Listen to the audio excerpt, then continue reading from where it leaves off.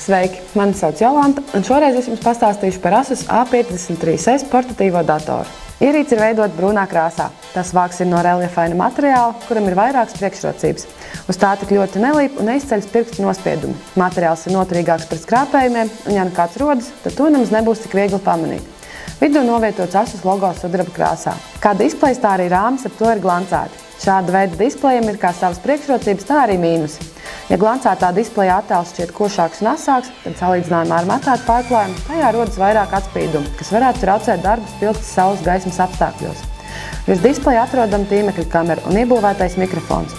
Displejam ir mūsdienīgais LED aizmugura apgaismojums un ierastā 1366 x 768 pikseļu izšķirtspēja. Piedāvāta attēla kvalitāte ir pat ļoti laba un, mūsuprāt, apsteidz citu ražotāju piedāvājumus šajā cenu grupā. Virs klaviatūras novietots melna metāla režģis, zem kura paslēpta Altec Lansing skaļruņi, kuri priekš portatīvā datora nodrošina visnotaļ pieklājīgu skanējumu, kā arī skaļuma līmeni. Pati klaviatūra, kā jau šīs cenu grupas Asus portatīvajiem datoriem, ir diezgan ērta, kā arī klusa. Šis konkrētais dators var lepoties arī ar kirlicas simboliem. Korpusa daļa apkārt klaviatūrai, ieskaitot tā saucamo palmrestu, ir veidota no alumīnija, kas lieliski izskatās, ir noturīgāks par plasmasu, kā arī nodrošina vēsāku šo virsmu. Šeit gan jāpateicas arī pārdomātajai dzesēšanas sistēmai. Šo apvienojumu kompānija nodēvējusi par aizkulu. Zem tastatūras atrodams visnotaļ liels skārienjūtīgais paliknis, kurš pateicoties saviem izmēriem, kā arī ērtajam materiālam, ir viegli lietojams un ikdienas darbos datorpēle pat neprasīsies. Tā kā skārienjūtīgā palikņa taustiņa ir no metāla, tad tie ir diezgan skaļi.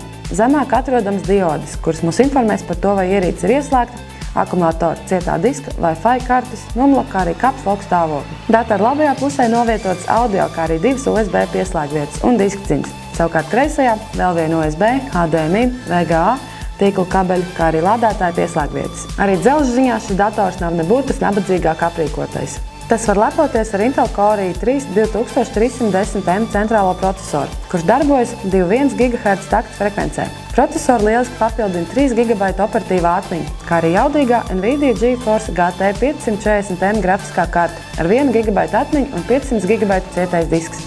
Starp citu, brīžos, kad nav nepieciešama liela grafiskās kartes jauda, tad ir iespējams pārslēgties uz integrēto risinājumu, tādējādi taupot enerģiju, kas varētu būt īpaši noderīgi brīžos, kad pārslēdzamies uz akumulātoru.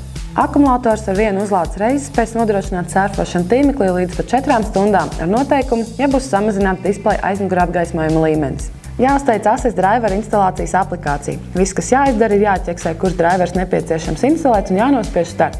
Vispārējais notiks automātiski, ieskaitot restarts un instalācijas atsākšanu. Asus A53S būs lieliska izvēle. Par 359 latiem piedāvātais portatīvais dators derēs kā darbam un mācībām, tā arī izklaidei, ieskaitot datorspēļu spēlēšanu. Patīkami, ka šādas cenu klases datorā iekļautas arī alumīnija detaļas, kā jau minējām, palmrestā, kas apvienojumā ar kluso un pārdomāto dzesēšanas sistēmu nodrošina to patīkamu vēsu. Ja vēlaties aplūkot tuvāk vai iegādāties šo datoru, tad dodies uz M79 datorsalonu Rīgā, Brīvības 155 13, vai arī pasūta internetā www.m79.lv.